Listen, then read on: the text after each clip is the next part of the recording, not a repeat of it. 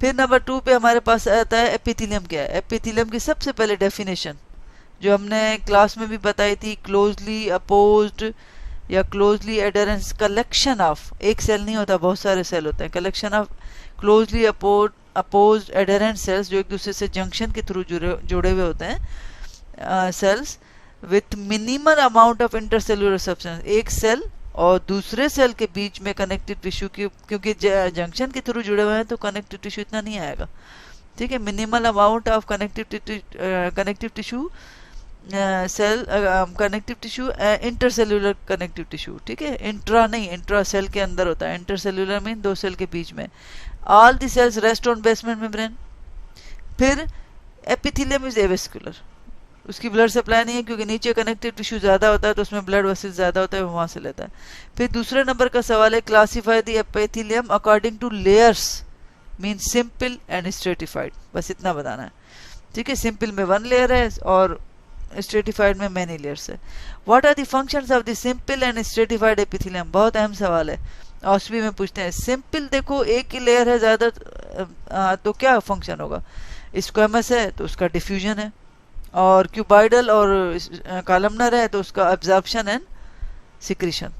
Stratified की many layers होती हैं तो उसका मेन फंक्शन प्रोटेक्शन है। Write down the 2 points of identification of each epithelium के बारे में हमें 2 पॉइंट्स ऑफ आइडेंटिफिकेशन आए कि हमने इसको कैसे पहचाना। Right any 2 sides of each epithelium, फिर हर साइड एपिथेलियम का हमें पता हो कि कहाँ पे इसकी लोकेशन है। सबसे पहले जैसे ये मैंने लगाई है simple squamous epithelium. Simple squamous epithelium मैंने अभी भी बताया आपको, इसका फंक्शन क्या होगा। सबसे पहले 2 पॉइंट्स ऑफ आइडेंटिफिकेशन, मैंने फंक्शन बताया कि इधर लिखा हुआ है डिफ्यूजन। फिर इसकी डेफिनेशन में आप 2 पॉइंट्स ऑफ आइडेंटिफिकेशन में क्या बताओगे, सेल्स, ये जो आउटर लाइन है ना बोमेंस कैप्सूल की, ये भी फ्लैटेंड सेल है। ये जो डॉट आप, ये लंबी सी पतली सी लाइन नजर आ रही है, ये न्यूक्लियस है फ्लैटेंड सिंगल लेयर। तो हम कहेंगे कि cells are flattened in shape के ही होते हैं और single nucleus present in the centre. ये सिंगल न्यूक्लियस है प्रेजेंट इन द सेंटर। ये जैसे फिश की स्केल्स होते हैं ना, उस तरीके से ये आपको टाइल जैसे फिक्स नजर आ रही हैं। तो दूसरे सेक्शन में जब आप देखोगे तो ये ऐसे नजर आता है। फ्लैटेंड सेल्स हैं, सिंगल न्यूक्लियस ही होता है और फ्लैटेंड न्यूक्लियस ही होता है, सेंटर में बल्ज कर रहा होता है, ठीक है। साइट इसकी देखो, मैंने आपको क्या बताया, इधर मैंने आपको क्या दिखाया कि ये जो है outer layer of the moments capsule kidney का, ठीक है। फिर दूसरे नंबर पे एल्वेलाई ऑफ लंग, क्योंकि वहां पे गैसेज एक्सचेंज हो रही होती है जहां जहां डिफ्यूजन होगा। फिर ब्लड वेसल्स की जो एपिथेलियम होती है जिसको हम कहते हैं एंडोथेलियम। तो एक बीसीक्यू इस तरीके से भी आता है कि simple squamous epithelium which lines the blood vessels is called endothelium, ठीक है। तो ये साइड्स हैं, ये इसके 2 पॉइंट्स ऑफ आइडेंटिफिकेशन है ये वाले। सबसे पहले आप शेप बताते हो सेल की, फिर उसके बाद आप बताते हो कि उसका न्यूक्लियस क्या है, सिंगल है, शेप क्या है। फिर सिंपल क्यूबाइडल का फंक्शन क्या है, एब्जॉर्प्शन एंड सिक्रीशन। बहुत अहम सवाल है, ठीक है। फिर आप इसकी ये 2 पॉइंट्स ऑफ आइडेंटिफिकेशन में cell equal in length and width, single rounded nucleus present in the centre, ये जिस पे ये, ठीक है। साइट, ये जो आपको कटी हुई नजर आ रही है, these are the proximal and distal converted tubules of kidney. तो एक साइड तो ये हो गई, मीन डक्ट्स ऑफ किडनी। फिर ओवरी की जो सरफेस एपिथेलियम मैंने आपको एम्ब्रियोलॉजी में पढ़ाई है, वो जो जिसको हमने जर्मिनल एपिथेलियम भी कहते हैं, वो सरफेस एपिथेलियम वो हो गई क्यूबाइडल, ठीक है। स्मॉल डक्ट्स में भी होती है, थायराइड ग्लैंड के फॉलिकल्स में भी इस टाइप की। तो साइड्स के बाद फिर 2 या 3 आपको एग्जाम्पल आनी चाहिए। सिंपल कॉलमनर एपिथेलियम के भी फंक्शन क्या है, एब्जॉर्प्शन एंड सिक्रीशन। अब इसकी 2 पॉइंट्स ऑफ आइडेंटिफिकेशन क्या है, cells are more in length less in width, और देखो nucleus is oval in shape towards the base, oval in shape towards the base. देखो ऊपर वाला हिस्सा खाली है, ये ओवल शेप के न्यूक्लियस जो है वो बेस की तरफ सिंगल न्यूक्लियस है, ठीक है, हर सेल में। अच्छा, फिर साइट क्या है, पूरा जीआईटी।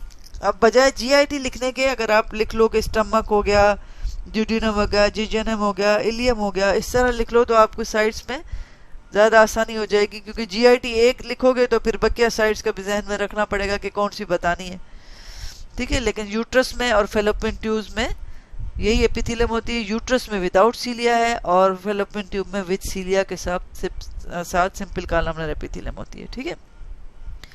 अच्छा, फिर ये कौन सी एपिथेलियम है, हम इसको कैसे अंदाजा लगाएं? देखो, है तो वही लंबे लंबे सेल हैं और ओवल न्यूक्लियस है, लेकिन वो न्यूक्लियस जो है वो डिफरेंट लेवल पे मौजूद है। ऊपर यहाँ पे ये जो है, जिस कोई सी का कोई पूछता है तो दिस इज सीलिया, फिर पहले वो आइडेंटिफाई करवाते हैं, फिर पूछते हैं what are the function of cilia. तो मूवमेंट्स टू, जैसे रिस्पायरेटरी सिस्टम में जो है वो स्प्यूटम को आउटवर्ड प्रोपेल करते हैं ताकि एल्वोलाई में जाके फंसे ना। ठीक है, ये सीलिया है और ये न्यूक्लियस है। और ये लाइट कलर का जो आपको सेल नजर आएगा P, this is the goblet cell, क्योंकि सूडो, ये this is pseudo stratified epithelium. तो इसकी पॉइंट्स ऑफ आइडेंटिफिकेशन क्या कहोगे? ये बेसमेंट मेम्ब्रेन है। All cells rest on the basement membrane and it is modified form of columnar, ये भी बीसी को आता है। ठीक है, तो all cells rest on basement membrane but some cells, जैसे ये सेल हो गया और ये सेल हो गया, do not reach to the surface.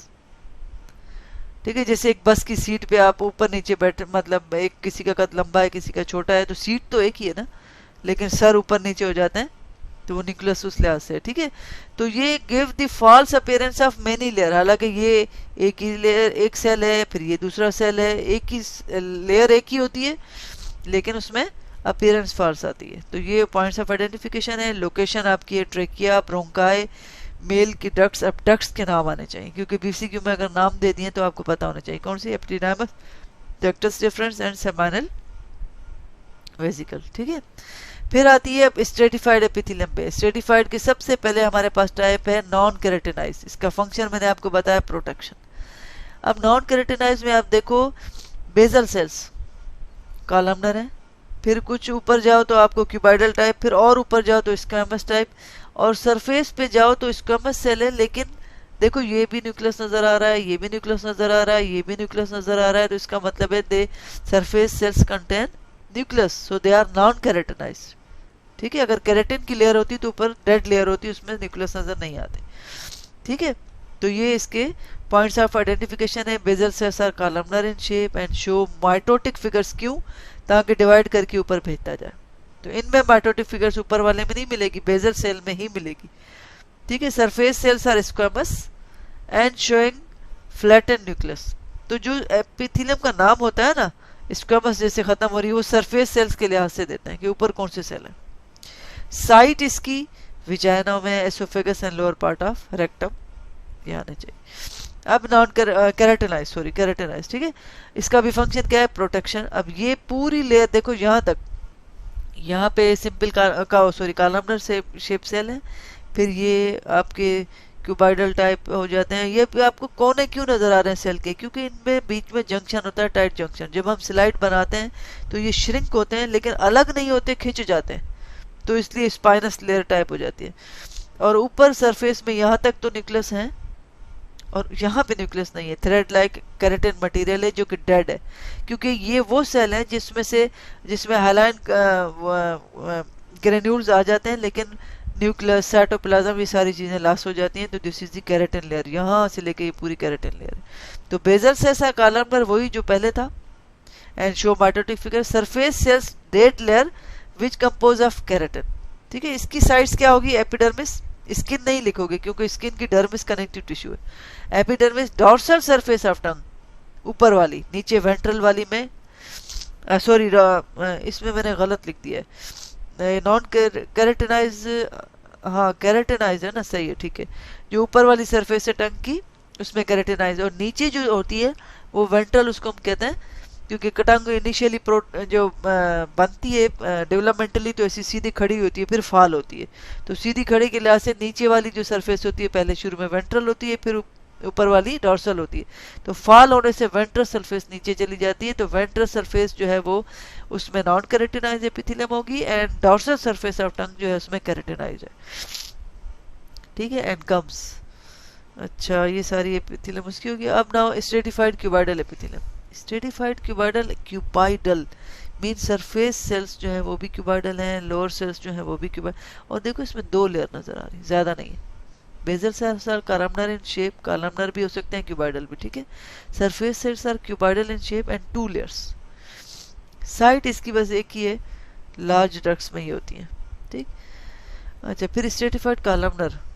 Stratified columnar जो आखिर में नाम है, इसका मतलब है सरफेस सेल कैसे होंगे, कॉलमनर होंगे। ये सेल जो है वो कॉलमनर है, इसमें क्यूबाइडल आपको न्यूक्लियस। ये जो आपका ऊपर ऊपर नीचे नजर दो दो लेयर नजर आ रही है, ये असल में जब स्लाइड बनती है तो वो टिश्यू जो है वो स्टैंड करते वक्त स्लाइड पे लगाते वक्त ऊपर नीचे हो जाता है, तो इस वजह से, वरना ओरिजिनली ऐसा नहीं होता। बेजल सेल्स जो है वो क्यूबाइडल इन शेप है। ठीक, तो ये हो गई, और इसकी एक ही साइड है कंजक्टिव ऑफ दी आई। अब ट्रांजिशनल एपिथेलियम, ट्रांजिशनल एपिथेलियम के लिए आता है कि देखो बेजल सेल्स तो वही क्यूबाइडल हैं, सरफेस सेल्स जो है वो डोम बना रहे हैं। क्या बना रहे हैं? Dome shape. ठीक है, और सारे ज्यादातर सेल्स में न्यूक्लियस क्या है? सिंगल है, और ऊपर तक सिंगल राउंडेड न्यूक्लियस ऊपर तक है, किसी किसी में बायन्यूक्लिएटेड भी नजर आता है। अब इसमें एक सवाल पूछते हैं कि अगर यूरिनरी ब्लैडर में यूरिन फिल है, मेन ब्लैडर जो है वो फिल्ड है, तो ये लेयर कंप्रेस होकर 2 to 3 लेयर्स हो जाती। और अगर ब्लैडर एम्प्टी है तो वाल पूरी खुली हुई होगी, तो कैसी होगी? 5 to 7 लेयर्स होती।